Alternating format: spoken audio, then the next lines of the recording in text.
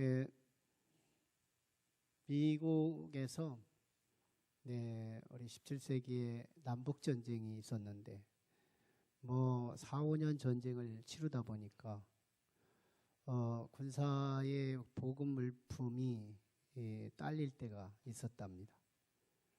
그러다 보니까 옷도 딸리고 속옷도 입었던 옷도 입고 그러는 과정 속에 병사들의 내복에서 냄새가 풍풍 올라오고 그러는 거예요. 그러다 한 장교가 내무반에 들어와서 두 가지 소식을 갖고 왔다고 말해요. 하나는 기쁜 소식, 하나는 슬픈 소식. 병사들에게 묻습니다. 슬픈 소식부터 듣고 싶어요? 기쁜 소식부터 듣고 싶어요? 병사들이 말했어요. 기쁜 소식입니다. 그래서 장교는 기쁜 소식부터 전합니다. 오늘 속옷 팬티 공급합니다. 병사들은 와우 너무너무 함성을 외치면서 기뻐 환영합니다. 너무 좋지 않겠어요? 새 팬티가 온다니까. 그래서 슬픈 소식에 긴장하고 있어요. 슬픈 소식을 선포합니다. 이제 각자 자기 팬티 벗어서 옆 사람한테 지급한다 실시.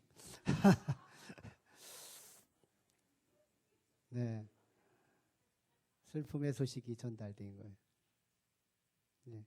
오늘은 기쁨 소식, 기쁨의 문제를 함께 나누고 싶어요. 지난 시간에 나눴던 말씀이 페르시아 제국, 고대 근동에서 일어났던 제국 시대 중에 페르시아, 바사 제국이라고 하는 큰 제국이 있었는데 이 제국의 모든 나라가 다 포로로 끌려왔던 그 시대예요. 그래서 우리가 성서의 배경이 되는 이스라엘 민족도 끌려왔던 그 시대입니다. 그 페르시아 제국의 아하수에로 왕 시절에 있었던 기사가 우리 주일에 나누는 말씀의 배경이에요. 그때 악한 하만이라는 사람이 유대인을 그렇게 비기 싫어했어요. 유대인을 그렇게 죽이도록 미워했어요. 그래서 유대인 중에 모르드게라는 사람이 가장 밉살스러웠고 그가 유대인이라는 것을 알고 아말렉 족속에 해당됐던 하만은 역사적인 앙숙관계를 거기서 풀어냅니다. 그래서 유대인 모르드게 하나만 죽이지 말고 유대인 전체를 죽여 없애자 이런 계획을 세우고 제비를 뽑아서 부루 제비를 뽑아서 12월 13일 474년도 BC 그러니까 지금부터 한 2500여 년 전의 사건이죠. 제비를 뽑아서 택정함을 받았는데 그날이 12월 13일. 이날 유대인들은 죽는 날이 됩니다. 왕한테 윤허를 받아서 제1조서를 받아내요. 유대인들이 그날 완전히 다 몰살시켜서 유대인이 가지고 있는 하나님이 주신 축복의 재물, 재산, 동산, 부동산 다 죽인 사람이 가져도 된다 하는 조서가 내려지게 돼요. 그때 유대인들은 초죽음이 됐죠. 그런데 모르드게를 통하여 에스더에게 전달되고 에스더를 통하여 왕에게 전달돼서 왕의 사랑을 독차지했던 에스더가 이 문제를 풀어 제2조서를 받아냅니다. 이게 지난 시간에 나눴던 복음과 일치되는 말씀이었어요. 유대인들이 꼼짝없이 죽을 수밖에 없었는데 제2조서가 반포되면서 유대인들은 이제 살 수밖에 없는 운명의 이 복음의 소식을 접하게 돼요. 그게 지난 시간에 나눴던 말씀. 이 복음은 교회를 통하여 구원의 과정을 설명했습니다. 하나님께서 우리를 구원하실 때 교회 안에 구원을 세팅하셨다. 우리는 교회를 그냥 건물로 보고 사람들의 운집으로 보지만 이 교회는 구원의 약속의 현장이에요. 그래서 우리가 공동체로서 함께 있을 때 하나님의 약속된 그것이 우리 것이 되고 경험된다 하는 말씀으로 지난 시간에 나눴죠. 자, 오늘 말씀이 이제 불임절에 대한 말씀인데요. 이 불임절을 나누기 전에 이 불임절의 상황적 배경이 바로 에스더서의 9장 1절로 16절까지 이 배경, 오늘 말씀이 건너뛰었거든요. 8장에서 9장 20절로 건너뛰면서 그 이전의 메시지가 오늘 불임절에 대한 배경의 말씀이에요. 이제 비로소 유대인들은 D-Day가 도래한 겁니다. 12월 13일이 된 거죠. 역사적인 시간. 한 번은 격돌해야 하는 절대절명의 운명의 시간이 도래합니다. 그때 페르시아 제국의 이 탐욕자들이 뭐 첫 번째 조서 때문에 그거 가지고 한번 유대인들을 죽여 없애면 그들이 재산이 특별하게 많았기 때문에 유대인들에게 물질이 붙는 거예요. 하나님의 백성들이었는데 그들에게 물질이 붙으니까 이들의 물질을 뺏기 위해서 그들의 탐욕은 제1조서의 근거에서 침공해 옵니다. 근데 보통 제2조서 때문에 침공하지 않을 수 있는데 제1조서만 바라보고 탐욕 때문에 2조서가 보이지 않아요. 그래서 유대인을 침공해 와요. 유대인을 죽이면 그 재산을 뺏을 수 있다는 제1조서 조건 때문에. 그래서 페르시아 제국의 많은 국민들이 유대인을 침공해 오는데요. 얼마나 많은 유대인들의 학살을 도모했는지 유대인들한테 당해서 죽은 사람이 페르시아 제국 안에 유대인 말고 침공자들이 7만 5천여 명이 되고 그들이 다 죽습니다. 완전히 죽어요. 그것도 13일 날 다 못 죽어서 그 왕후 에스더가 왕에게 14일 날 하루를 더 연장시켜 달라고 요청을 하고 허락을 받아서 14일 날도 남아있는 여진 세력들을 함께 죽임으로 7만 5천 명이 완전히 종멸됩니다. 그래서 유대인은 최후 승자가 되고 죽을 수밖에 없었던 운명의 시간이 생명의 기쁨으로 바뀌는 그런 사건이 벌어진 거예요. 그럴 때 유대인들이 공동체로 모여서도 이길 수 있었지만 한 가지 이길 수 있었던 또 하나의 힌트는 페르시아 제국의 많은 국민들이 모르드게, 유대인 출신 모르드게가 왕 다음 가는 국무총리급의 권세를 가지고 있었거든요. 그래서 당대의 페르시아 여타 민족들도 유대인 되기를 자원했던 그런 문화의 여세에 그들이 유대인 편을 든 사람들이 꽤 많았다는 겁니다. 모르드게한테 잘못 보이면 이제 출세가 안 되고 진급이 안 되고 어려움을 당하실 것이 뻔하기 때문에 당대의 실권자 모르드게의 눈치를 보면서 유대인 편을 드는 페르시아 제국의 국민이 많았다. 그래서 결국 유대인들과 페르시아 제국의 싸움에서 유대인들이 전승하는, 침략자들이 전패하는, 그래서 유대인의 구원, 그래서 그 구원의 기쁨을 즐기는 축제일이 이루어지는데요. 그날이 불임절이에요. 이 불임절이라는 단어가 하만이 만들어낸 거예요. 하만, 유대인의 원수. 이 하만이 제비를 뽑았는데 이 제비가 히브리어로 부르라는 뜻이거든요. 부르가 제비다. 제비 뽑아서 누가 주인공이냐, 누가 죄인이냐 이런 걸 선별하는 그런 방식인데요.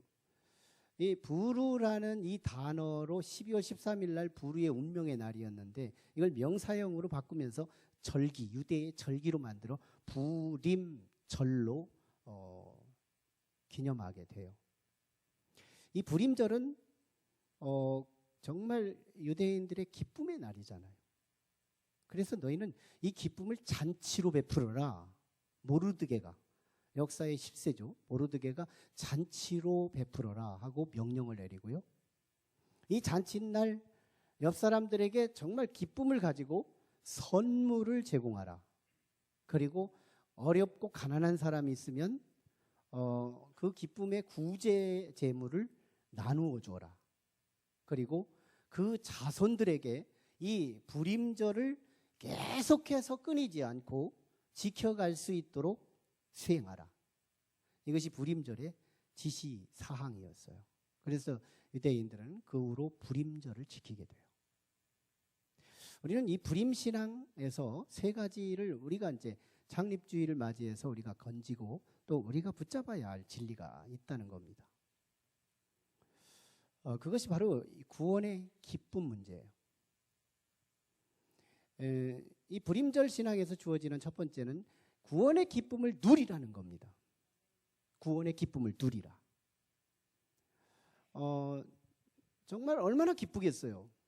꼼짝없이 죽을 수밖에 없는 현실인데, 역사의 현실인데, 암에 걸렸다가 5년 만에 치유 선언을 받았을 때 그 기쁨, 저도 경험했거든요. 완치 선언을 받았을 때의 그날은 정말 돈이 아깝지가 않아요. 그 기쁨, 내면에서 솟아오르는 그 기쁨, 너무너무 좋은 거예요. 여러분, 구원이 이론이라면 누가 기쁘겠어요? 그런데 구원이 경험이라면 누가 안 기쁘겠어요?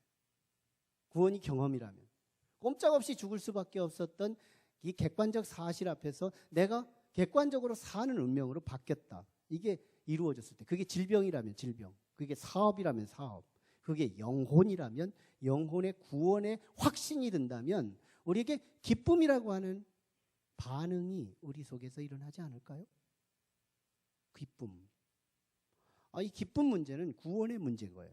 구원의 문제는 기쁨의 문제인 거예요. 이 마음에서 일어나는 어떤 정서적이고 정신적 현상의 하나일 것이라고 우리는 간과하기가 쉽지만 이 기쁨의 문제는 내 미래에 결정된 구원의 문제의 리액션, 반응이다. 반응이다. 그래서 우리 구원받은 사람들에게서 구원받은 실증이 어디 있어요? 우리 마음의 신비에 새겼다고 하면 그게 어디에 기록되어 있어요? 보일 수도 없어요. 안 믿는 사람들에게 그거 증거할 수도 없어요. 내가 정말 구원받았다고 할 적에 내게서 구원에 반증할 수 있는 유일한 그것이 뭘까요? 나 구원받았네 말? 이거 가지고 안 되는 거예요. 나는 구원받은 것으로서 내가 입증할 수 있는 나의 구원의 영수증이 필요한데 그게 바로 기쁨인 거예요. 오늘 우리에게 이 기쁨을 확인할 수 있기를 축원합니다. 그래서 구원의 현주소가 기쁨이에요. 내가 기쁘고 있다면 나는 구원받은 현주소를 지금 확신하고 있는 거고, 내게 기쁨이 사라졌다면 뭔가 한 가지가 필요한 거예요. 오늘 이 기쁨을 확인할 수 있기를 원합니다. 성경은요, 참 놀랍게도 이 기쁨의 문제를 명령하고 있어요. 명령어로 일괄되게 엮어가고 있어요. 성경은 제한법으로 제한하지 않아요. 우리에게 한번 기뻐줄래? 그러면 내가 반응하겠다. 이런 메시지가 없어요. 다 이 기쁨은 명령어로 성경은 우리에게 지시하고 있다는 거예요. 데살로니가전서 5장 16절에 보면 항상 기뻐하라고 말합니다. 항상 기뻐하래요. 여기 부사 항상이라는 게 참 중요한 부분이죠. 항상. 어떻게 이게 항상 가능할까? 희희 낙낙하면서 이렇게 기쁜 사람 있나? 미친 거 아닌가? 네, 그런 기쁨 아니에요. 세상이 주는 기쁨 아니에요. 술 먹고 기뻐하는 그런 기쁨 아니에요. 돈을 건져서 얻어지는 그런 기쁨 아니에요. 내면 속에서 짠짠이 흐르는, 어떤 면에서 나도 모르는 기쁨일 수 있어요. 내 안에 흐르는 기쁨이 숨어 있어요. 이걸 희락이라고 그래요. 근데 이것은 18절에 가면, 그 뒤에 뒷절에 가면 이것은 주 너희 하나님을 향하신 하나님의 뜻이라고 말해요. 이게 기쁨이 뜻이래요. 하나님께서 우리에게 가스 윌, 하나님의 뜻을 이루는 우리의 표식이 뭐냐면 기쁨이라는 거예요. 그러니까 우리가 기쁨이 없고 정말 슬픔 중에 우리가 살아가고 있다면 뜻의 실현이 없는 거예요. 하나님의 뜻을 등지고 사는 거예요. 우리가 신앙생활하면서 하나님의 뜻과 일치되는 재미가 있고, 일치될 때 역사가 일어나고, 일치될 때 경험과 체험의 신앙이 되는데, 이 체험이 없다면 우리는 참 구원을 받은 증거가 없는 것이 돼요. 내면적 증거가 필요한데. 빌립보서 4장 4절에 보면 너희는 주 안에서 항상 기뻐하라. 내가 다시 말하노니 기뻐하라. 아예 반복하고 있어요. 기쁨의 문제가 얼마나 중요하면 2번 반복을 할까요? 항상 기뻐하라 뿐만 아니라 다시 말하노니 또 기뻐하라. 너무너무 중요한 문제이기 때문에 우리가 구원받은 거에 대해서 다른 걸로 입증할 게 없는데 구원받을 수 있는 유일한 리액션, 우리의 반응은 오직 기쁨이래요. 사람들 보니까 기뻐하는 사람이 없는 거 보면 이건 기쁨의 문제는 구원과 상관없는, 혹시 몰라요. 난 참 두려운 문제예요. 우리는 기쁨은 하나님의 약속이에요. 내면적 증거예요. 구원의 증거들. 네. 시편 37편 4절에 보면 아예 구원의 주체가 되시는 여호와 하나님을 기뻐하래요. 하나님을 기뻐하래요. 명령어예요. 하나님을 기뻐하라. 하나님이 기쁨의 주가 되시는 분이, 그분을 기뻐하래요. 그러면 그분에게 흐르는 그 기쁨이 우리에게 온다는 건데요. 그 다음 문장을 보면 너의 소원을 이루어 주신다 그래요. 우리가 간구해서 어떤 때는 응답이 없을 때도 있지만 우리가 하나님을 기뻐하는 사람은 구하지도 않았는데 응답되는 문제가 생긴대요. 하나님을 기뻐하면. 왜? 그분을 기뻐한다면, 누군가가 나 때문에 기뻐하는 사람이 있으면 뭔가 주고 싶지 않겠어요? 인격은 똑같은 건데 우리의 인격보다 하나님의 인격이 더 원조이신데, 그래 그의 인격을 우리는 카피해서 사람으로 지어진 건데요. 하나님도 당신을 기뻐하는 사람을 기쁘게 해주고 싶어 하더라고요. 네. 로마서 14장 17절 말씀에 보면 하나님의 나라는 먹는 것과 마시는 것이 아니고 오직 성령 안에서 너희의 의와 평강과 희락이라 말씀해요. 희락이 기쁨이에요. 그러니까 하나님의 나라의 캐릭터가 뭐냐면 기쁨이라는 거죠. 기쁨. 이걸 명령하고 있는 것들이에요. 누가복음 10장 20절 말씀에 보면 예수님의 제자들이 막 밖으로 나가서 전도하다가 귀신들을 물리치니까 제자들이 물리치는데도 떠나가는 거예요. 그래가지고 이 능력과 권능을 현장에서 목격하고 예수님 앞에 너무너무 기뻐가지고 오는 거예요. 그때 예수님께서 그들을 향하여 찬물을 끼얹는 말씀이 있는데, 너희는 귀신들이 물러가는 것 때문에 기뻐하지 말고 너희의 이름이 생명책에, 하늘의 생명책에 기록된 것으로 인하여 기뻐하라 말씀하고 있는 거예요. 이건 불임절의 기쁨과 일치되는 말씀인 거예요. 어떤 현상 때문에 기뻐하지 말고 내가 구원받았다고 하는 이 사실에 기뻐하라. 기쁨의 문제예요. 사탄 마귀는요, 우리의 구원의 사실을 부술 수가 없어요.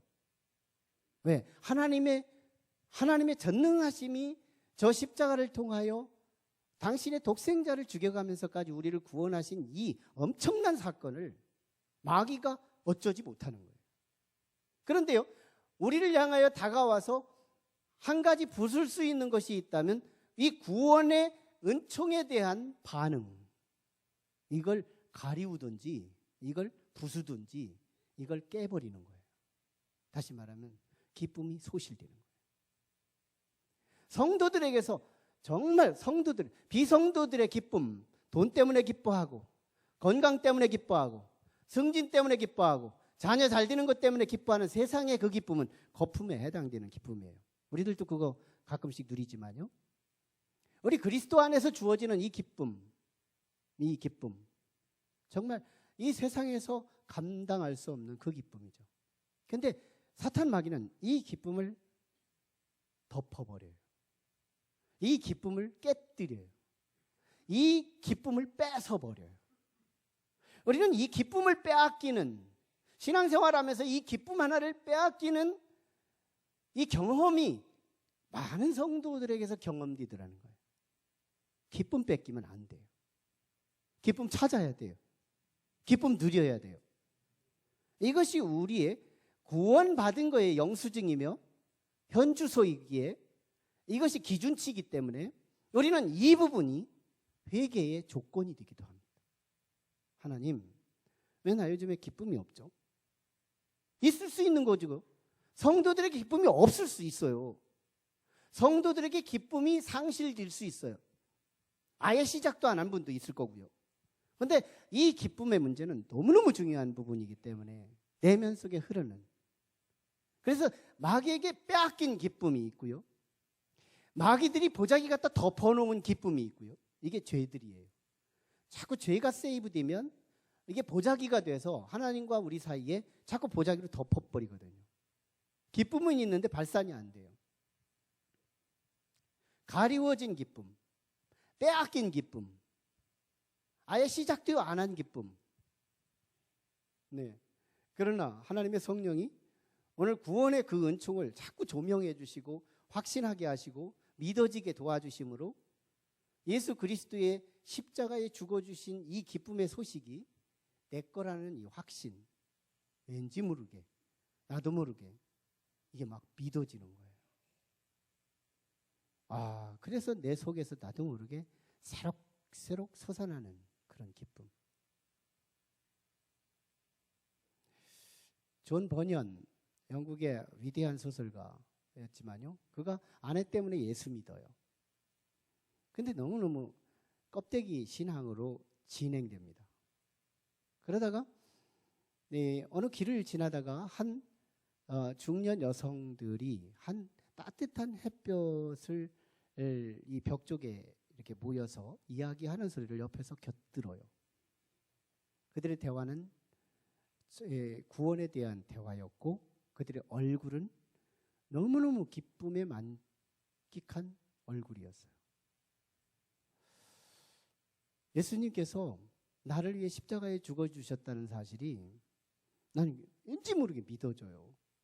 이러가면서 말을 하는데 막 기쁨이 눈동자에 고여있고 얼굴에 막 나타나는, 아지랑이처럼 나타나는 거예요. 기쁨이.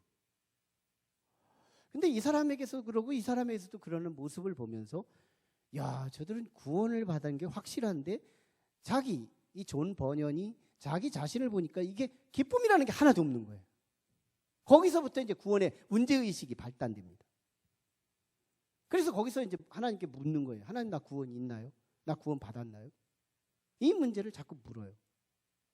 근데 자꾸 죄가 생각나는 거예요. 자꾸 밀려오는 죄의 바람, 막 계속 파도처럼 밀려오는 이 죄로 따진다면 나는 심판받아 마땅하다는 생각이 들어요. 그러다가 이제 성경을 들여다봅니다.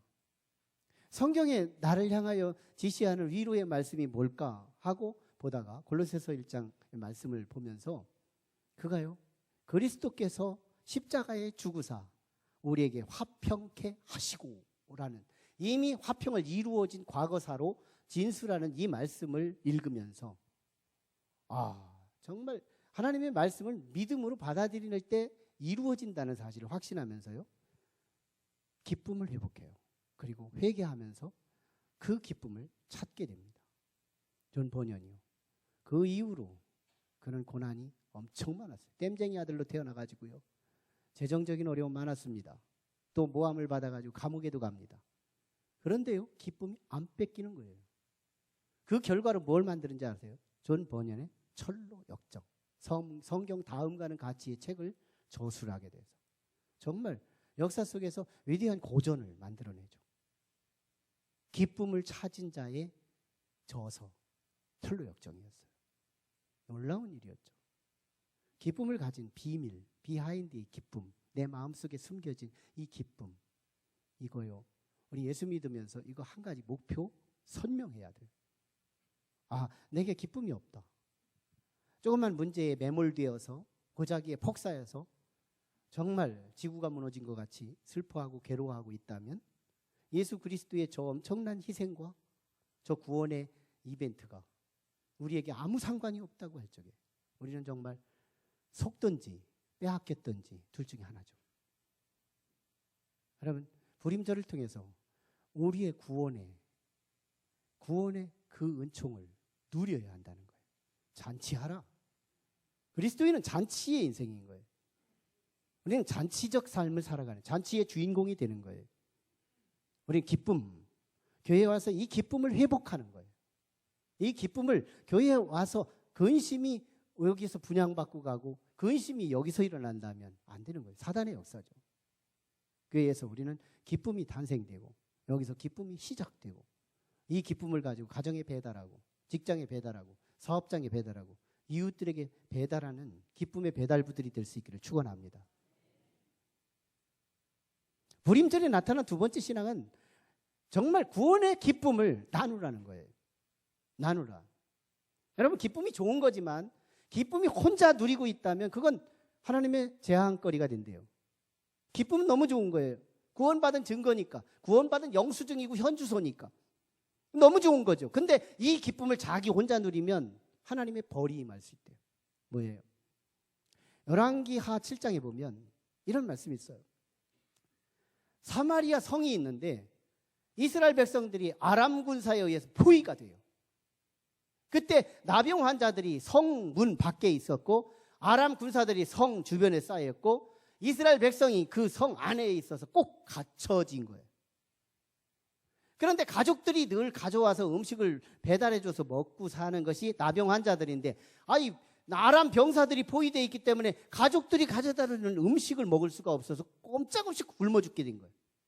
그래서 나병 환자 4명이 이렇게 생각합니다.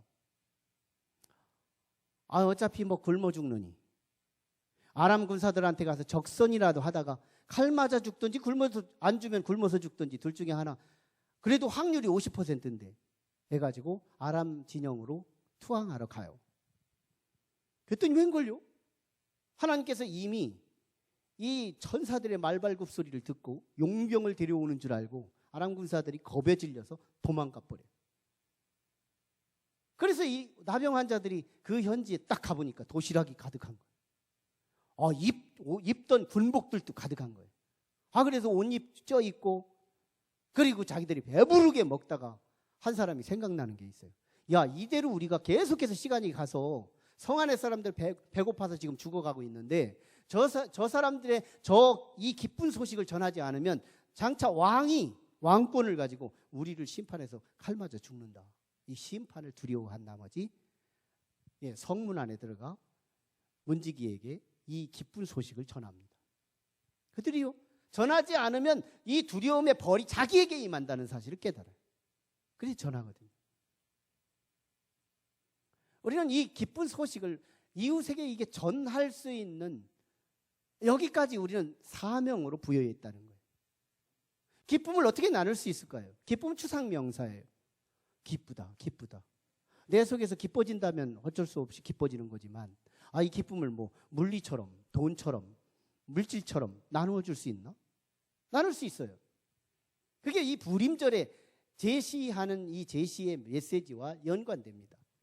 부림절에서 뭐라고 말하느냐면, 부림절이 되면 너희는 가까운 사랑하는 사람들에게 그 사랑의 표식을 위해 선물하라는 거예요. 선물하라. 그리고 어려워서 먹고 살기 힘든 사람이 있으면 구제하라. 구제하라. 선물과 구제. 어떻게 해서 이게 기쁨의 배달이 될 수 있느냐? 선물 받는 사람 얼굴 보면 알 수 있어요. 선물 받는 사람 얼굴은 언제나 좋아해요. 기뻐해요. 이게 은혜를 입은 사람의 얼굴에 영수증이니까, 현주소니까 기뻐하더라는 거예요. 기쁨이 배달된 거예요. 가난한 사람이 쌀을 받고 반찬을 받고 할 때마다 웃음으로 맞이하거든요. 기쁨이 배달된 거예요. 오늘 우리의 기쁨이 나 혼자 누리면 안 된다는 거예요.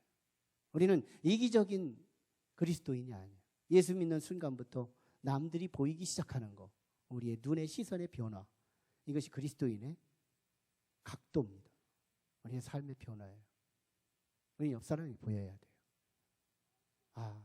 같은 교인이지만 저 사람은 혼자 밥 먹네. 내가 가서 같이 먹어줘야지. 저 사람은 왠지 모르게 참으로 왕따 당하는 것 같으네. 그럴 때 그에게 말벗이라도 해주고.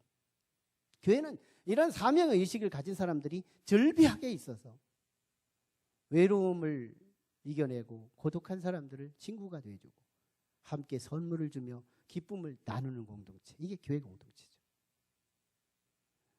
부림절에 주는 세 번째 교훈은 이 기쁨을, 구원의 기쁨을 아래로 전하래요.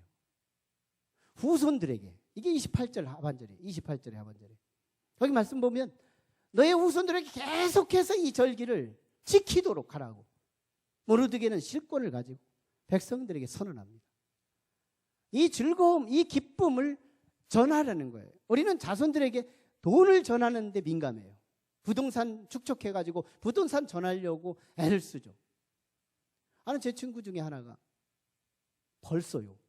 유산을 자손들에게 나눠줬대요. 아이고, 누구나 알 수 있는 진리를 범하셨군요. 지금 부동산 주면 어떡하자는 거예요? 지금부터 40년 살면 40년 동안 불효자를 볼 거고, 50년 살면 100세라고 한다고 하더라도 50년 동안 불효자를 볼 건데, 참으로 불효자가 아닌 거예요. 재물을 잘못 이용하고 재물을 잘못 운영하면 불효자를 누가 만들어요? 부모가 만들더라는 거예요. 자손들에게 뭔가 이 세상에 어떤 것을 자꾸 주려고 하면 안 된다. 있다고 치면 사회에 기증하거나 아니면 자손들에게 최고로 마지막에 주라. 돈, 물질, 세상에 어떤 거, 만질 수 있는 어떤 거, 이거는 제일 나중에 주라. 그게 효자로 키워가는. 그래 효자가 되어야 그 자녀가 부모를 향하여 효자한 그 자료를 가지고 하나님께서 십계명에 주어진 약속이 성취되는 거 아니겠어요?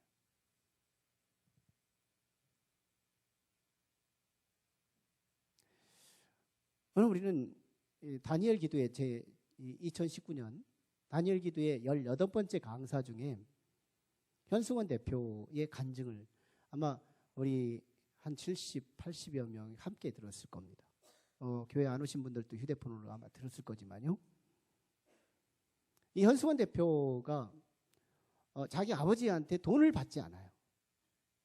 돈을 받지 않고 오직 선교사들을 수십 명 아버지가 선교사를 섬기고 있었는데 그 선교사들 중에 첫 번째 아들한테 7명, 두 번째 아들한테 뭐 5명, 몇 명씩 이렇게 맡겨가지고 아버지가 다 해방된 거예요.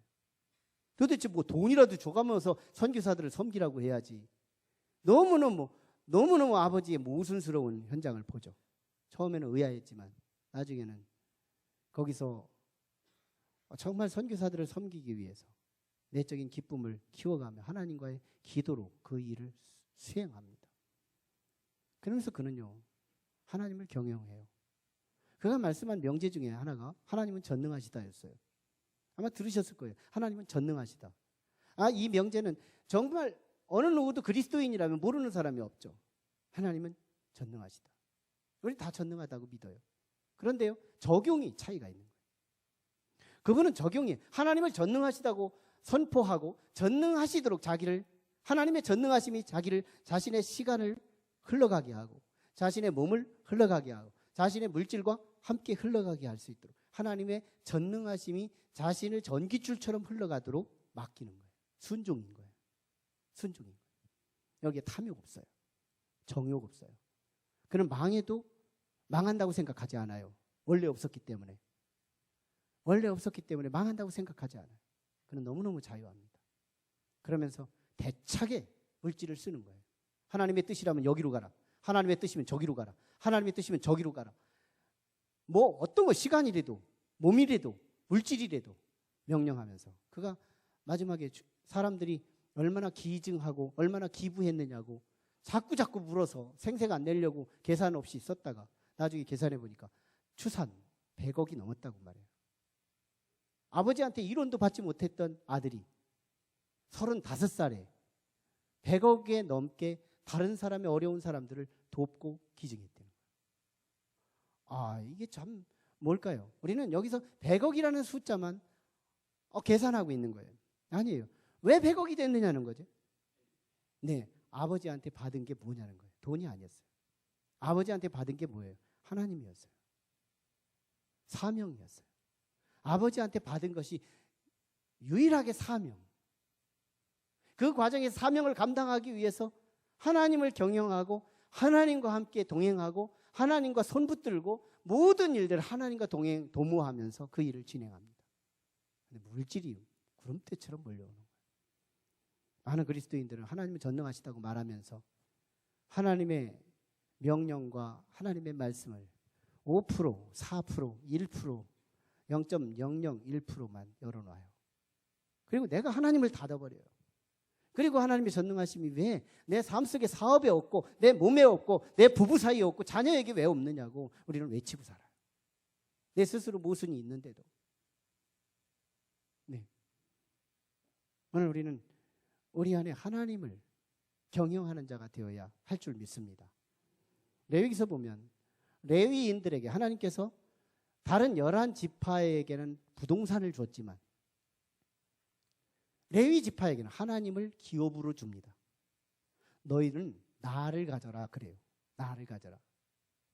다른 11지파는요. 땅을 받아가지고 봄철에 땅을 메고 그리고 씨를 뿌리고 물을 주고 풀을 뽑고 그러가면서 계속해서 한 시즌 이 곡식을 키워요. 그래서 거기서 30배, 60배, 100배를 거둡니다. 레위 자손이 기업으로 하나님을 받았어요. 뭘까요? 밭을 매는 것처럼 하나님을 매라는 거예요. 매는 게 뭐예요? 기도인 거예요. 난 사업해야 되기 때문에 사업 핑계대고 하나님을 찾아요. 하나님을 구해요. 사업 핑계가 기도의 핑계예요. 정말 내가 어떤 일이 닥치면 그 일이 기도를 핑계 삼는 거예요. 큰 일, 작은 일, 사소한 일, 범상한 일, 일상적인 일, 모든 일들은 핑계 삼아 하나님을 찾는 거예요. 하나님을 구하고 하나님을 매고 하나님에게 물을 주고 하나님에게 씨를 뿌리고 하나님께 늘 얘기하는. 저는 다니엘 기도 마치면서 주일날 낮에 모이는 교인이 교회의 이미지가 아니다. 새벽에 적어도 기도하는 사역자가 적어도 100명은 되는 이 교회가 우리 교회의 규모에 적합한 이미지다. 저는요 원익 원데이를 선포합니다. 난 이것이 하나님께서 저한테 성령으로 주신 메시지라고 믿어요. 그리고 우리 성도님들을 위해서 기도하라고 동기화하지 않은 겁니다. 최소한 우리 교회를 위해 안내위원 안 해도 좋고 우리 주차 안내 안 해도 좋고 중식 섬김 이런 거 안 해도 좋지만 다른 거 전도 안 해도 좋고 그러지만 한번 새벽에 나와서 저를 위해서 한 번만 기도해 달라는 거예요. 난 기도를 권할 자격이 돼요. 왜? 양심적으로 자격이 돼요. 저는 정말 기도를 쭉 읽어가면서 한 영혼 한 영혼마다 어떤 분은 그 이름이 딱 매칭이 되면 그 이름 붙들고 한참 기도할 때도 있어요. 네. 그래서 저는 성도들을 향해 여기 오신 분들, 오늘 처음 오신 분들 제외하고는 거의 제가 이름을 알고 있는 분들은 거의 다 기도합니다. 다 거의 다. 여기 안 오는 아동부까지 다 기도하니까요. 얼마나 지치는데요. 새벽에 그거 하고 나면요. 정말 뇌를 많이 쓰니까요. 얼마나 배고픈지 몰라요. 그 정도로 기도해요. 우리 성도들의 사업장. 근데 더 중요한 건 본인의 믿음이 반증해주면 역사가 일어날 것인데요. 근데 저는 그래서 기도하라는 그런 차원이 아니에요. 나도 좀 영역이 필요하다는 거예요. 목회자로서 제가 잘 되는 것이 저 자신만을 위한 이기적인 욕망으로 제가 잘 되기 위해서 기도를 부탁하는 게 아니에요. 제가 하나님의 능력을 받아서 이 능력받은 모든 능력을 우리 성도들에게 다 쏟아 붓고 싶은 욕망, 이거 하나 때문에 기도를 부탁하고 싶은 거예요. 교회를 위해서, 적어도 우리 한국교회를 위해서도 또 함께 묻어서 기도할 수 있는 거지만 한 번만 와서 나를 위해서 기도의 쌀아기 하나를 요청하는 거예요. 저를 위해서 기도 좀 해달라고. 제가 기도하고 영역이 있으면 다 우리 성도들에게 나누어지게 될 거예요. 전 그걸 약속해요. 거기에 신실할 거예요. 그래서 우리 성도들이 기도 사역자 하루만 좀 와서 정말 오셔서 함께 하면 우리 같이 구독하는 기도가 있어요. 난 기도할 줄을 모르는데 괜찮아요. 기도문 5개가 있어요. 이것만 읽고 가셔도 된다. 끝나면 바로 가셔도 돼요. 그래서 나는 정말 하나님을 경영하는 사람 100명이 필요하다는 거예요. 지금 65명 모였어요. 지난 주간에 65명. 45명만 더 모이면 아마 원익 원데이는 풀어질지도 몰라요. 네. 제가 도둑질하자고 권하는 게 아닙니다. 제가 함께 정말 우리 성도들을 해를 끼치고 싶어서 권하는 게 아니에요.